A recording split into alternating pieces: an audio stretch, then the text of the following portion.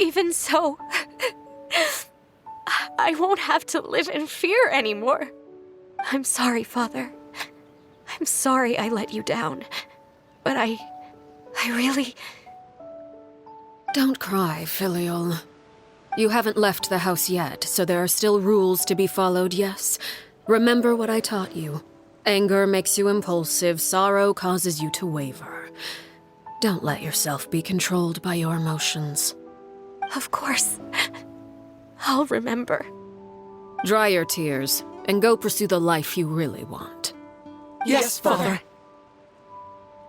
Chaplot, Foltz, Elwar. Take them back to Poisson. And bring Linny and the others as well. I prepared 3 extra vials of bottled flames. As for whether to take them, the choice is yours. Goodbye, children. The next time we meet, I will no longer be your father. Thank you for all you've done for the house. I hope you have bright futures ahead of you.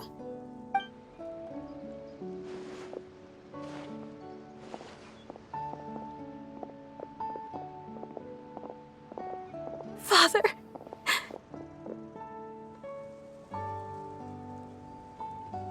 Let's go.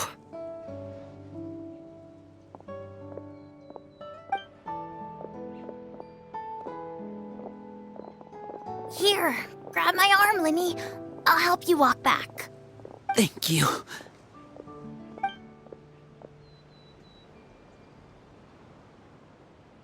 Clairvy.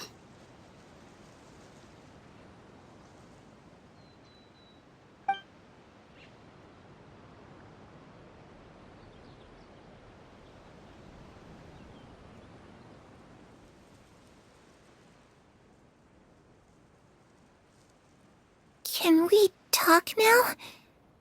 I've been waiting for a super long time. You really are Perry, aren't you? I haven't seen you in so long. How come you're all grown up? Wait, did I somehow travel to the future on accident? Or am I dreaming? What a long dream. Neither. You died, Clairvy. That's what happened. You could have at least sugarcoated it a little. Look, she's that speechless. Oh. Okay then. Huh? That's it? You accepted it just like that? Yep. If that's what Perry says happened, then I believe her. Perry wouldn't lie to me. Plus, I don't really need to know why I'm like this. I'm more curious about what happens in the future. If you're a harbinger now, Perry, that means Mother is gone, isn't she? Can you tell me about it? I want to know what happened to her. And to me. You never stopped trying to defy fate. At first, no one believed you. You could only vent your frustrations to the moon. In fact, you often sought comfort in the night sky. You wanted to see the aurora, so one night we promised each other we would go to Snezhnaya to see it together. Later on, you tried to run away, but you were brought back each time. Mother spared your life, but it wasn't out of kindness. Instead, she decided to make an example of you by slowly torturing you over time. That way, the other children would know what happens to traitors. Still, you never gave up. Mother hoped that through ruthless duel after ruthless duel, she would be able to crown an ultimate victor among the children she raised. But you called on everyone to unite, to fight to a draw in order to reduce casualties. Your efforts may have only delayed the inevitable, but still. You gave them hope. You tried everything you could think of, but every attempt ended in failure. Still, you never turned your sword on Crucibina, and you never turned it on me. On that gloomy day, you told me, "For the last 16 years of my life, I've done everything I can to fight for freedom. But now, I realize that the only freedom I truly possess is the freedom to choose to die." I never imagined I would say something like that. I must have been feeling really worn down. But somehow, I still think I understand. According to Mother's plan, only one of us was going to make it until the end. And I always hoped that person would be you. If I could do it all over again, I still don't think I would make a different choice. Even when I first met you, I knew you'd be able to do what I couldn't. Is that so? Even now, I'm not sure I truly understand what kind of freedom you were trying to pursue. But as the head of the House of the Hearth and as the children's father, I've tried to give them the most basic of freedoms. The freedom to choose their own fate. It's something I discussed with the Iudex of Fontaine. The children who want to leave the house will have their memories wiped clean of all secrets pertaining to the organization. In return, they will be allowed to live a normal life in Fontaine without being prosecuted for their past. Of course, I won't simply hand freedom to them on a silver platter. They have to fight for it and prove themselves worthy of it. Only freedom that is earned has true value. That's more than enough. That's exactly the kind of life I was fighting for. You know, Perry, I think you're a pretty amazing king, and a really great father, too. I'm really happy that you're the one who took over the house. I guess I do have one regret, though. I still haven't seen the outside world. Well, it just so happens that our dear guests over here have been to many nations and traveled to countless places. Perhaps they would be willing to tell you what the outside world is like. Really? Of course! We've traveled all over the place. We've got so many stories, we could probably talk your ears off for 3 days straight! You know, I used to dream of being a bard. Playing the lute while singing into the winds of freedom. Even if there was no one there to listen, I would have continued to sing no matter what. Ah, that's where Mora comes from. I never knew that before. If I had some Mora, I would buy 3 new dresses. One for me, one for Perry, and one for Mother. It's just too bad Perry doesn't like wearing dresses. And Mother, well, she probably wouldn't accept something like that either. I guess I'd just have to keep them all for me then. I could wear a different one every day.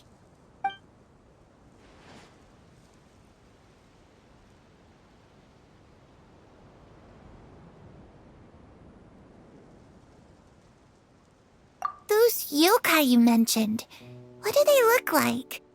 I once saw a drawing of this one guy with horns on his head and a super scary face. Are there any yokai like that? Oh, sounds like you're talking about an Oni. Yep, we've met one, and let Paimon tell you, they're not nearly as scary as they look.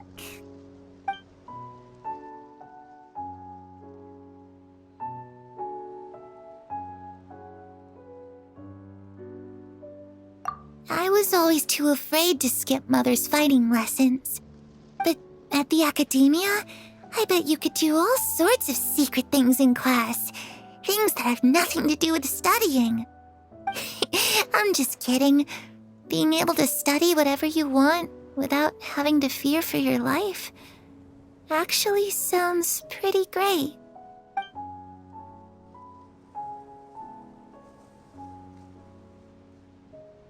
The situation was super dangerous. Lenny and Lynette were accused of committing a crime, and they were going to have to stand trial at the Opera Epicles. Oh no, that must have been hard for all of you. What happened next? Don't worry, we were able to turn the situation around super quickly, all thanks to Detective Paimon, of course. How'd you do that? Come on, tell me. Okay, so it was like this. After the failed magic show, we rushed to the scene and...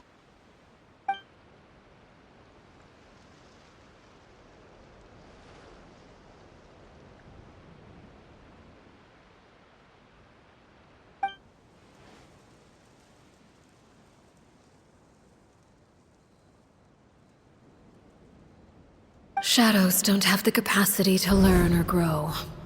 Any new information they encounter is quickly forgotten over time.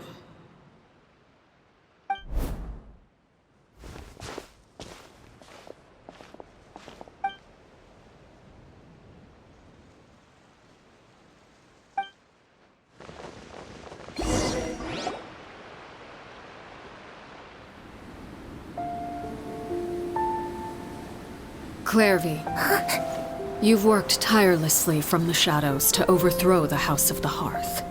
Now, by my authority as the Knave, I shall announce how this matter ends. You are hereby expelled from the House of the Hearth. You are no longer tied to this place, nor are you bound by its rules.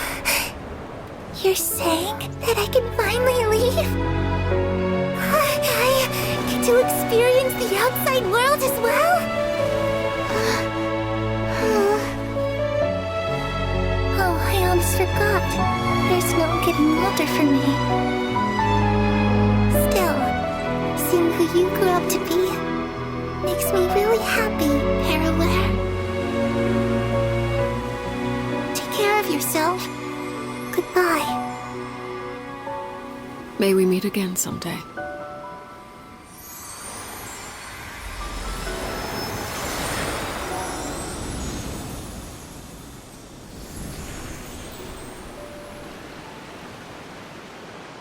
Clairvy. She left so soon. Paimon didn't even get to finish her story.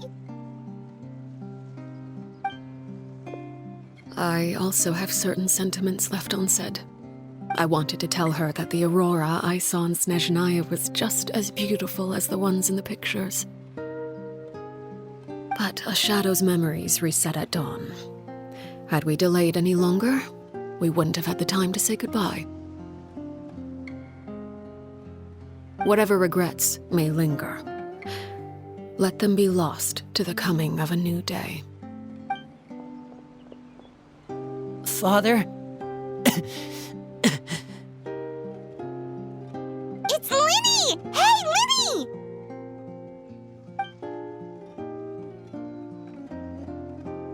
What is he doing back here? Let's go check it out.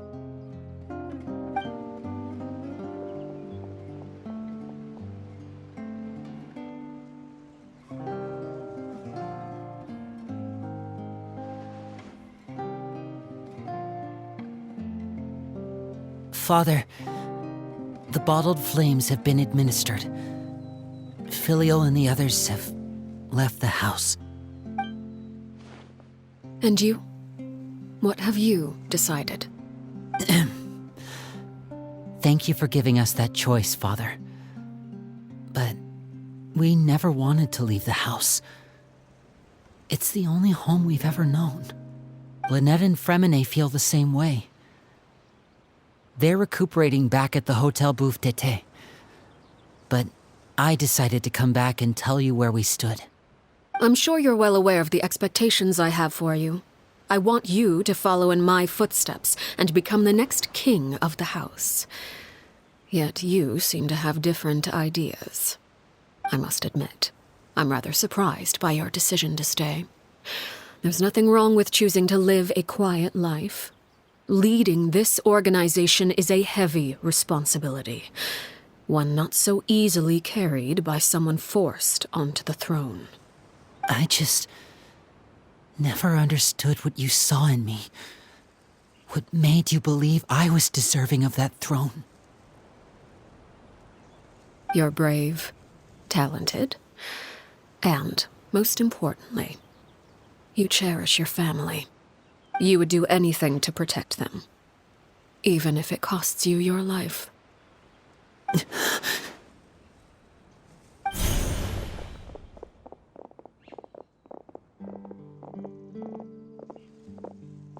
Speaking up back there was so brave of you, Linny.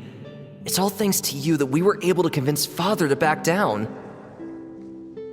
You're a hero, Linny. Hero. Father is the real hero. Had Father gone all out during the duel, there's no way I would have walked away with my life. She must have had it all planned from the beginning, from the very moment she suggested a duel. I'm not deserving of that title. I'm not strong enough or smart enough. You're wrong. In my opinion, all you need to be deserving of the throne is conviction and the necessary strength to act on it. We may have different ideas of what it means to be a family, but you can hardly be said to lack conviction. What you truly lack is strength. For someone of your talent, though, that's something that will come with time. Even without that strength, you still chose to face me in a duel, even though the odds were stacked against you. That capacity to honor your convictions is what I truly see in you. Father. No one knows what the future holds, what tragedy or triumph may be in store. Being at the head of this organization requires the strength of will to face whatever comes. Caution will only hold you back. If reaching a certain standard were required to go after what you want, I would never have succeeded in killing my predecessor. Back then, there was still a considerable gap between our abilities.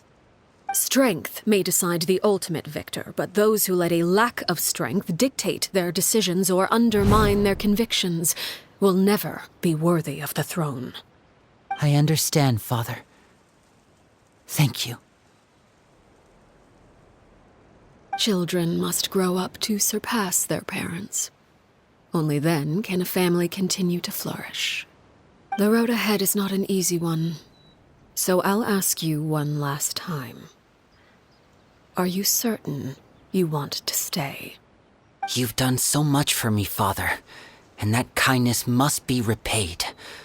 Plus, with Project Stuja at hand, there are many dangers ahead, and I, for one, don't intend to back down. Protecting my family at all costs. That's my conviction. Then you're welcome to stay. As for Project Stuja, you need not be too concerned. If those cowardly businessmen and heartless dignitaries try to take us down, I'm prepared to teach them a lesson.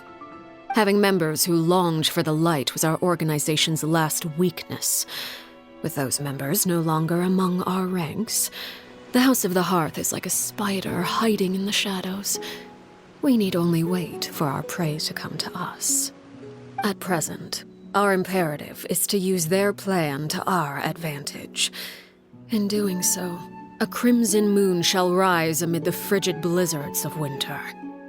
No demonstration of loyalty shall go unrewarded, and no sacrifice shall be in vain. As for the two of you, whether we meet again as friend or foe, I'll remember the camaraderie we shared in this moment. No matter how arduous the journey ahead, I hope we both reach our desired destination.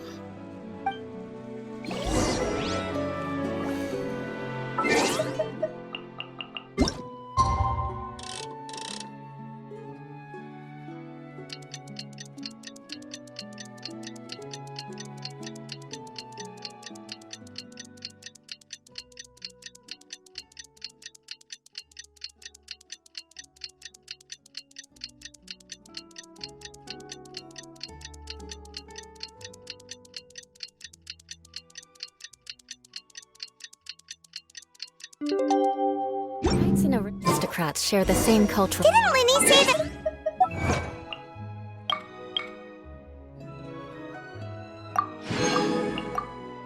The knights had enough sense to go away without...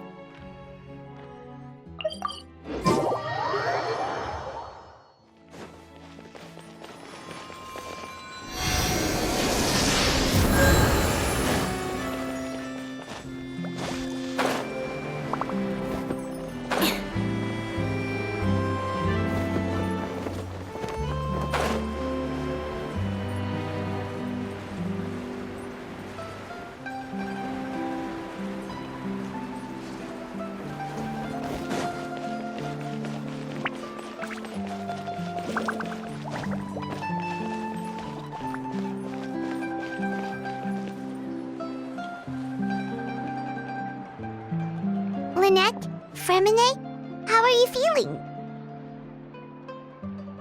Much better. what a relief. What about you? Are you feeling alright? I knew you'd come out unscathed. Us, on the other hand, well, we've been bedridden for 2 days. I couldn't even turn over. Oh, and I wanted to ask, is Clairvy gone? Linny and the other members have left Poisson and returned to the House of the Hearth. According to him, there haven't been any more sightings of a spirit roaming the house. I see. I'm glad. Father came to check up on us 2 days ago and told us about what happened with Crusabina and Clairvy. Actually, I've met Crusabina before.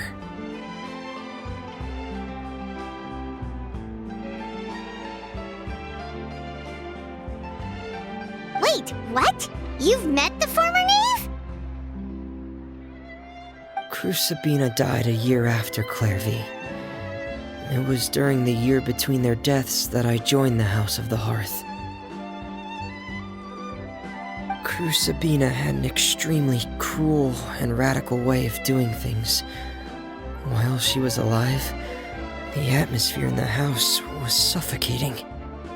When I joined, though, the experiment she valued so much had already come to an end, and all the people involved, dead and injured alike, were gone. Crusabina never talked about the past with us newcomers. A couple of months after I joined, Father killed Crusabina and burned all her files.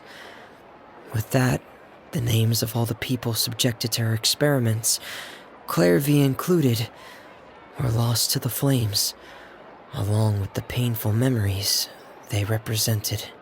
Father took in Lenny and me a couple months after that, but she never mentioned anything about Crusabina or Clairvy.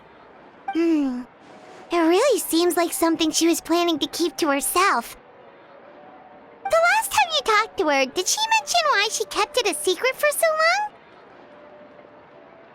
She said she didn't want us to be affected by the darkness of the past.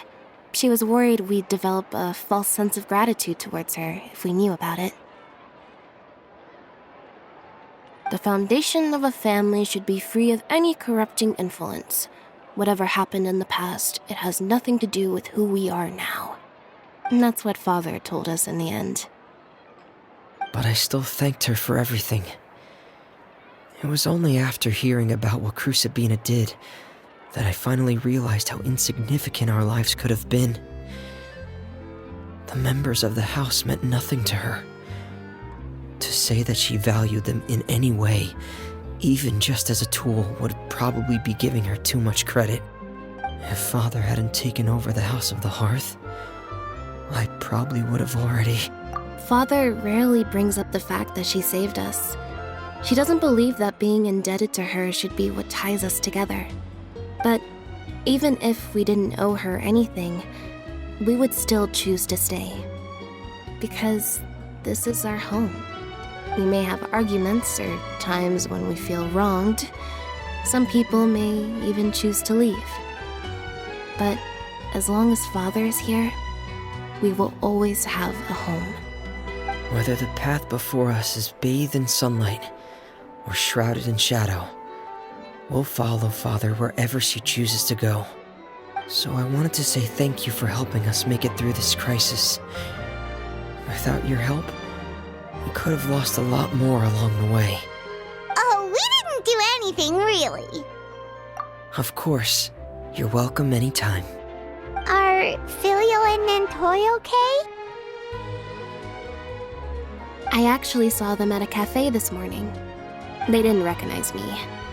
From what I could tell, they were drinking coffee and talking about one of the operas that started running recently. They seemed happy. If I had to take a guess, I would say they finally found the kind of life they always wished for.